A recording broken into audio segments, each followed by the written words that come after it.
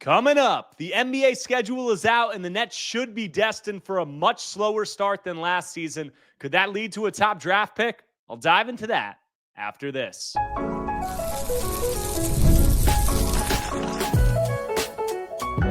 You are Locked On Nets, your daily Brooklyn Nets podcast. Part of the Locked On Podcast Network, your team every day.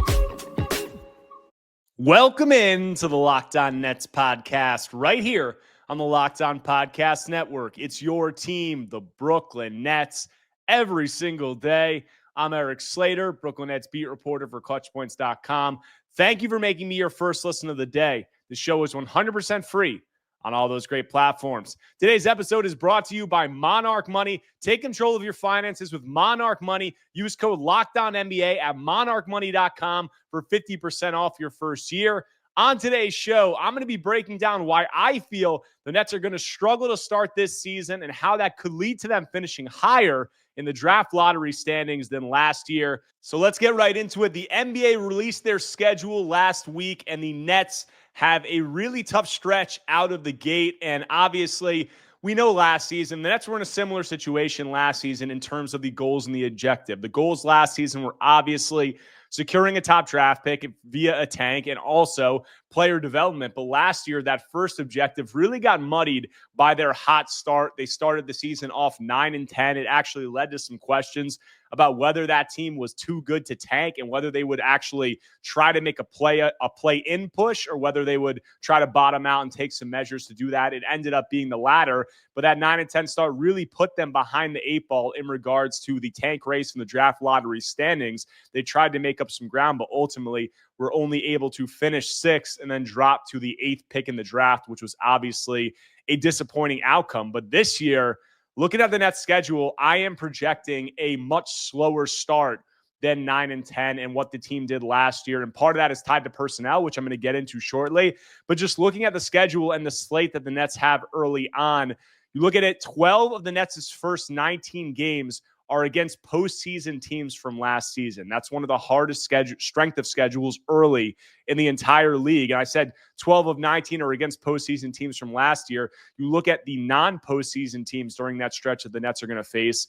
It's the Hornets, the Spurs, the 76ers twice, the Raptors twice, and Washington. So it's not a stretch to say that out of the first 19 games, the only two where the betting spread might be close are the Hornets and the Wizards. So that would be 17 out of 19 games I'm projecting out of the gate where the Nets should be moderate to very heavy underdogs. So I think that kind of speaks to itself. I think out of the gate, the Nets are going to struggle. They're obviously going to have rookie ball handlers and rookie point guards and Yegor Dioma, Nolan Traore. We'll see if Ben Surratt gets in there, but those guys trying to handle acclimating to the NBA early on as opposed to having a veteran like Dennis Schroeder to start the year last season. So last year was 9-10. I think that the Nets are going to come in much, much below that this season. And I think that will lead to them being at the top of these draft lottery standings out of the gate and probably them trying to hold that position throughout the year. So I think the Nets are going to struggle out of the gate. And then if you also just look at the whole season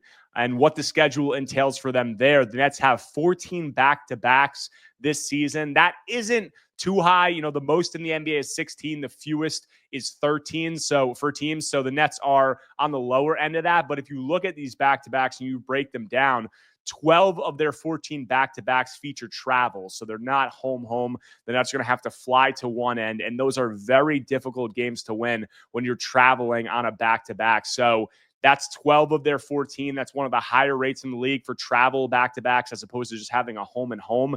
And a lot of those games usually are schedule losses. So if you're a Nets fan that's hooping for them to win, that's some bad news. If you're a Nets fan that's rooting for the tank, that could be some good news. And then you also look at the back-to-back breakdown of what they have versus their opponent. I said they have 14 back-to-backs.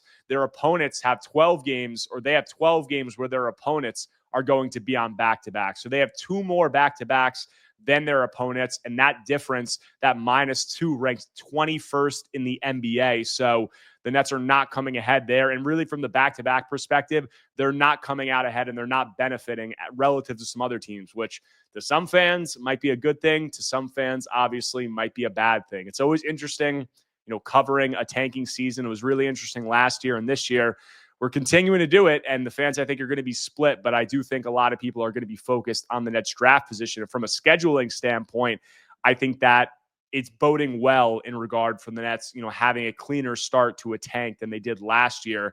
And also, I think the personnel is going to factor into that. You look at what the Nets have done with the roster this season, and I talked about how their 9-10 start really put them behind the 8 ball last year. And I would say all the Nets veterans played a role in that. But the biggest factor, I think, in that 9-10 start was Dennis Schroeder. Because if you guys remember what the Nets looked like to start last season, Schroeder was just playing out of his mind. I mean, if you look at his stats over the first 19 games, he averaged 19 points and 6 assists. He shot 45, 42, 88 shooting splits. So he was just playing elite basketball, and he was really keeping that Nets team composed, driving the offense, really being an engine there, and then obviously set the tone from pressuring the ball 94 feet and really buying into a lot of those things that Jordi Fernandez wanted the Nets to do during his first season. And obviously, the Nets had some urgency to kind of course correct where they were at. And the first day that they were really able to trade Schroeder for an expiring contract, which was December 15th,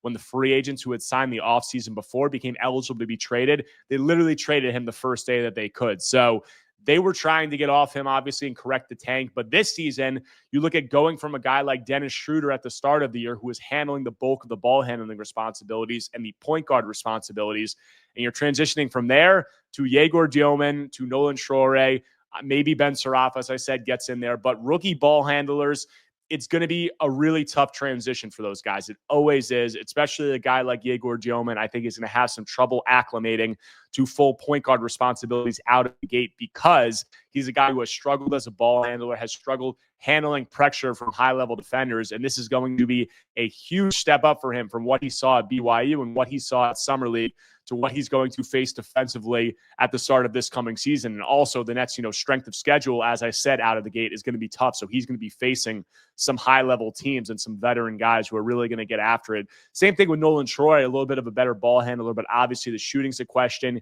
He's a smaller player, obviously, than Yegor Dioman, and there's just going to be some growing pains there. So all of that, I think, will lend itself to a slower start. You also have Michael Porter Jr. replacing Cam Johnson, and Cam Johnson obviously had a career season last year. He played extremely well, and Michael Porter Jr. is coming in, and he may be stepping into a little bit of a different role and a little bit of an expanded role, and that's going to be an adjustment for him, whereas CJ did some things a little bit more with the Nets the season prior, trying to handle an increased workload because the Nets were so devoid of stars. MPJ is coming into a new situation. So like Yegor Dioman, like Nolan Traore, it's going to be an adjustment period. I think for MPJ, he's going to have to get comfortable doing some of the things that the Nets want to do, some of the things that Jordi Fernandez wants him to do in his system. So all of that, as I said, I think will lend itself to a slower start than last season. And should the Nets, even if they do get out to the slow start, say they perform better than I'm projecting, I do think regardless that there's going to be greater urgency for them to try to stay at the bottom of these standings and try to maximize their draft lottery odds more so than they did last season. Why is that? How could they do it? I'll get into all that after a quick break. But before that, want to tell you about our friends over at Monarch Money. Most people can't name all of their financial accounts or even what they're worth, whether it's 401ks, properties, or investments. And when you don't have the full picture, you can end up leaving money on the table. That's why there's Monarch Money. It's an all-in-one personal finance tool that brings your entire life together in one clean, easy-to-use interface on your phone or your laptop. Guys, Monarch does the heavy lifting for you. You can link all your accounts in minutes, see clear data visuals, get smart categorization of your spending, and finally feel in control of your money without ever touching a spreadsheet. Guys, you can link all of your accounts to Monarch, and it immediately spot subscriptions that you aren't even using, whether it's apps, whether it's TV programs, anything that you're not using. You can cancel those and save money every month. Monarch also makes it simple to review your finances with a partner. You can both see your budget, goals, and spending activity in one place. So whatever your finance goals are, Monarch makes sure you're getting them done. Guys, don't let financial opportunities slip through the cracks. Use code LOCKEDONNBA at monarchmoney.com in your browser for half off your first year. That's 50% off your first year at monarchmoney.com with code LOCKEDONNBA. Coming out of the break on today's Locked On Nets episode, talking about the NBA schedule release, why I think the Brooklyn Nets are going to struggle out of the gate, and how that could have implications for their tank and their draft picks next year. And I said, I think the Nets are going to start out slower based on some of the personnel changes, based on the strength of schedule out of the gate, which is really difficult. But regardless, I think that the Nets are going to show more urgency in their tank this season. I think it's going to be cleaner for them to try to remain in the range of those top draft lottery odds and stay there for most of the year and try to land a top pick in next year's draft, or maximize their chances of landing a top 5 pick in next year's draft. And the reason I think that is, you look at the trade that the Nets made with the Houston Rockets. They obviously made the trade to send Mikal Bridges to the New York Knicks. They got a haul there. And in conjunction, the move that really started their rebuild was trading with the Rockets to get back their 2025 and 2026 first rounders. And when you look at that trade, this is what the Nets traded to Houston in that deal. They traded the number 10 pick in last year's draft. They traded the Suns' 2027 first-round pick, which is unprotected and looks like it could be an awesome pick. And then they also traded the two most favorable of the Mavericks, Suns, and Rockets picks in 2029. And those Mavericks and Suns picks, those, the Mavericks are obviously going in on what they're trying to do right now. They have Cooper Flagg, so they're probably going to be better down the line. The Suns in 2029, you have absolutely no idea what they're going to look like. So those could be high picks. So they gave up basically 4 picks for 2. And you look at last year, the early returns that they've gotten on that trade and that investment. I said they traded the number 10 pick in the draft, which was the Suns pick, and they got the 8th pick in the draft. So really, they did not come out much ahead, and they did not see much of a payoff from that deal. And they were really not able to, it seems like, land a face of the franchise top player. Obviously, the jury is going to be out on Yegor Dioman for a while on the rest of the Nets draft picks. Could one of those guys hit in a big way and be an all-star level player? Sure, but is it the most likely outcome? I'd say it's far more likely that those guys are at best, maybe a high-level role player. The odds of any of those guys becoming stars, it's not very favorable, especially when the Nets are perceived by the public to have reached on a guy like Dioman. Maybe it ends up hitting, but it's not the most likely outcome. So when you make that trade with the Houston Rockets and you go all in on what is a rebuild and what seems like it's going to be a multi-year tank, you're going to want to come away from one of those drafts with a franchise player. And if the Nets didn't come away with that in last draft, obviously we're not going to know for some time. But if they didn't, you're going to want to obviously have the best chance to land one of these stud guys at the top of next year's draft in this 2026 class. And, it's something where they're going to have to try to justify that trade with the Houston Rockets in my mind, because if they, obviously the Yegor Dioman pick can hit, but say they, get what they got last year in the draft, you go into this year's draft, they don't handle the tank right, and they end up getting, falling out of the top 5 or 6, and they end up not coming away from this with, a star level player or a player who's even close to that, it's going to be really critical. People are going to be really critical of that trade with the Houston Rockets, especially if those picks that they traded down the line hit. And we really don't know what that Suns pick in 2027, the Suns pick in 2029, even that Mavs pick in 2029, you would think the Mavs are probably going to be good by then, but we don't know what those picks are going to be. So if the Nets come away from these 2 drafts striking out on landing a face of the franchise type guy, it would be really difficult. And I think it would be, come away looking a little bit disastrous for where, what they did and how they operated with that Houston trade. Because you look next year, the Rockets own swap rights on the Nets 2027 pick. Now, could the Nets look to try to trade to get that back? Sure. But, that 2027 year is not supposed to be a tank year. And obviously, the Nets have optionality. They have flexibility. They have an NBA high draft picks. They have 31 over the next 7 years, 12 first rounders, 19 second rounders. They have 9 tradable first rounders. So they can try to trade for a star and try to, retool the roster that way and move forward that way. But the idea of all of this was obviously to land a top pick through the draft, to land a top 3 pick and try to get one of these transformational type players, whether in the 2025 or 2026 drafts. And last year, it didn't seem like the Nets really took all of the steps that they could. Now, obviously, there's luck involved with it still. You're going to have to, you can still obviously fall if you're at the top of the draft, but the higher you are in those draft lottery standings, the more you maximize your floor of where you're going to be. And the Nets didn't do that last year, and that resulted in them falling to the 8th pick. And obviously, that was not a favorable outcome for where they would want to be. So this year, I think they've already put some moves in motion to try to set themselves up better for this tank cycle and the 2026 draft class. And that was obviously trading away Dennis Schroeder, trading away Dorian Finney-Smith, and then finally trading away Cam Johnson this offseason, bringing in rookie point guards, no veteran point guards on the roster. I think that is a pretty clear signal that they're all in on development and trying to maximize draft lottery position. And I think that, it's pretty clear the direction they're trying to go this year. And I think it's going to look a lot different than last season in terms of how the team is operating from day one, just because there's a lot more youth.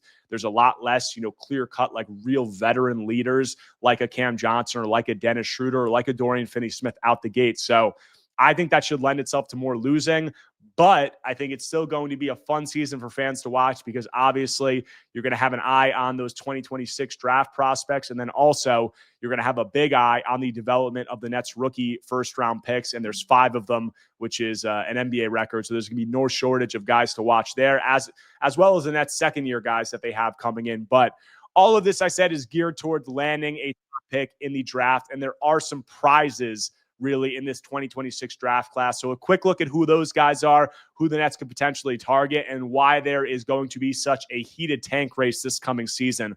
I'll get into all that after a quick break.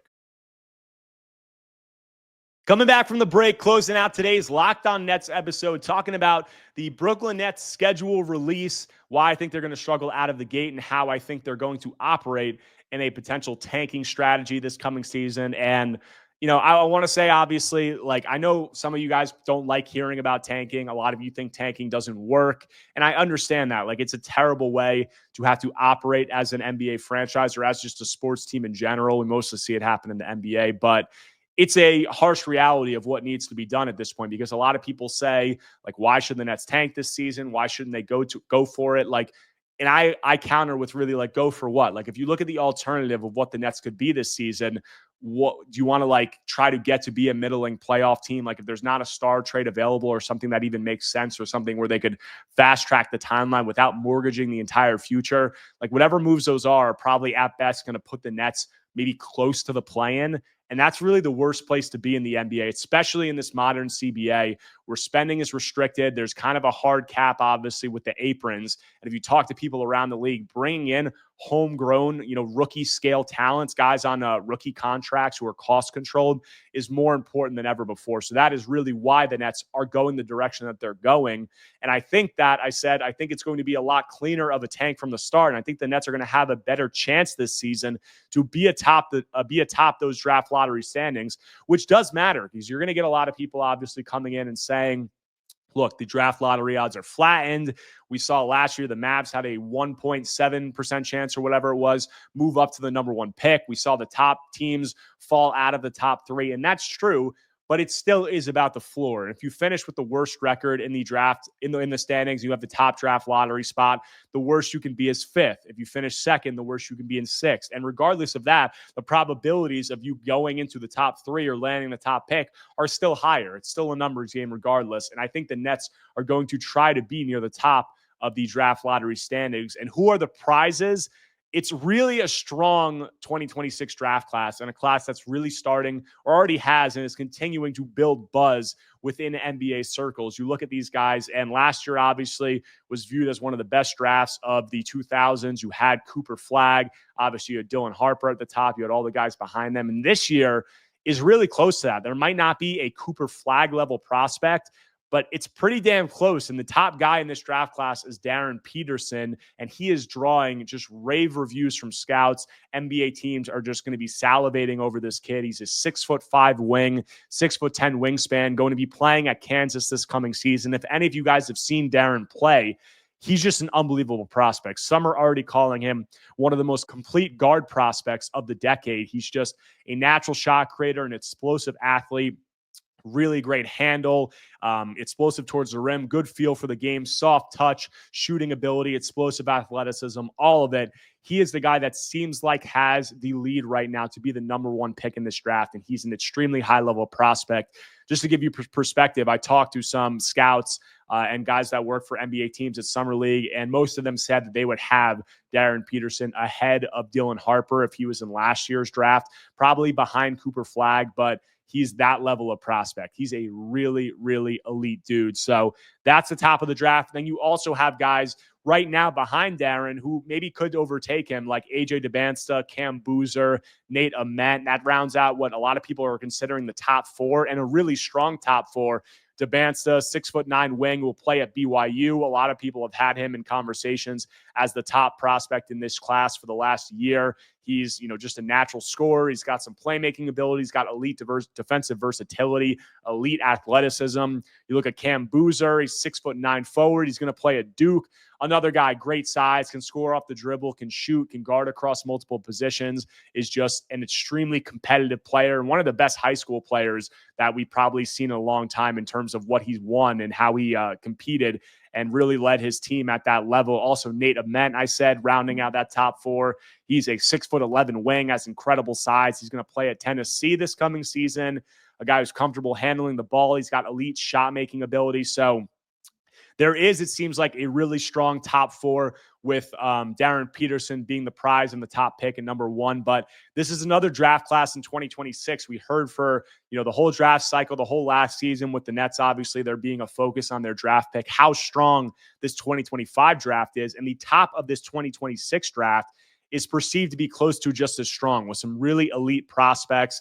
And because of that, with there being that top four, there's some other guys behind that I'm sure I'll get into as the year progresses. But there still is an importance to finishing at the top of these draft lottery standings. As I said, regardless of the flattened odds, if you finish with the last or the top spot, you really maximize your floor. And that's what you're trying to do, is maximize your floor, also maximize your ceiling. And it's a numbers game. And I think that the Nets are going to be playing it throughout this year.